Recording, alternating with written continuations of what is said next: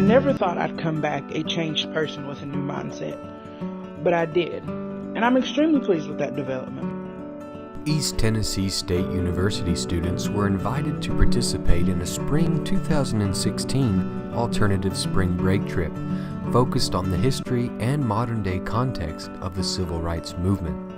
Students were recruited for the trip in fall 2015 through emails, in-person conversations, and on-campus tabling. Their motivations for applying were to learn more about the civil rights movement, to help others, and to meet other ETSU students. In 4 pre-departure meetings, students began exploring topics related to the civil rights movement as well as the service that we would be doing in Montgomery, Alabama. I was worried before the trip that I would not be surprised by anything I experienced, but I was wrong. The students brought back much more than they anticipated. Students visited museums and historical sites on this trip, which helped them contextualize the history of the civil rights movement. Housed in the historic Greyhound bus station in Montgomery, Alabama, students were led through the history of the Freedom Rides and the role that 21 young people, many college students like them, played in the civil rights movement on May 20th, 1961. The Edmund Pettus Bridge is a site of Bloody Sunday, which occurred on March 7, 1965. Approximately 600 voting rights marchers were confronted with violence by law enforcement. The march resumed with court-ordered protection 2 weeks later on March 21st. Approximately 3,200 people marched 12 miles a day to Montgomery. When they arrived on Thursday, March 25th, the number had grown to 25,000.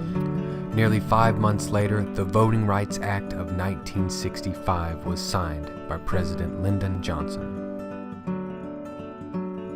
Meeting the people who participated in the movement, both on the front lines and those who made the potato salad, was my favorite part. Reverend Gratz was pastor of the Trinity Lutheran Church in Montgomery, a black congregation.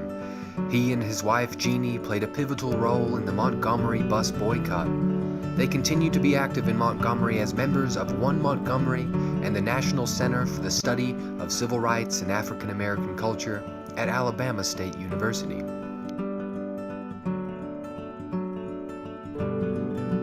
Mr. Irby, our docent at the Alabama State Capitol, was 19 years old when he witnessed the Bloody Sunday police riot at the Edmund Pettus Bridge in Selma, Alabama.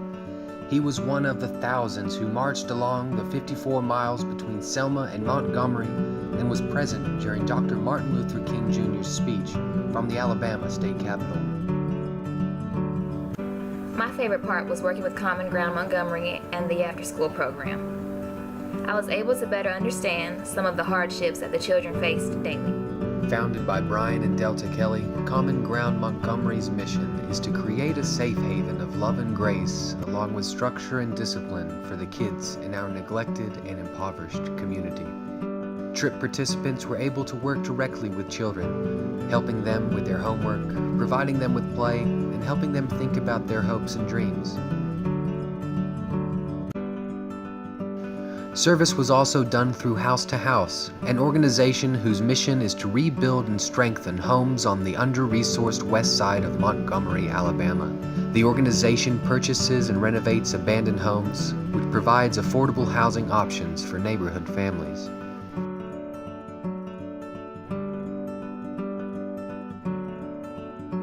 Visits to the places like the Equal Justice Initiative in Montgomery, Alabama, and the Center for the Civil and Human Rights in Atlanta, Georgia, provided students with the opportunity to learn more about the current fight for human rights in the United States and across the world.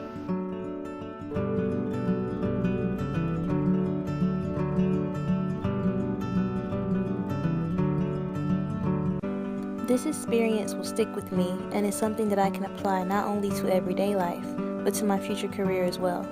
It taught me about the struggles of where we used to be and how much further we have to go.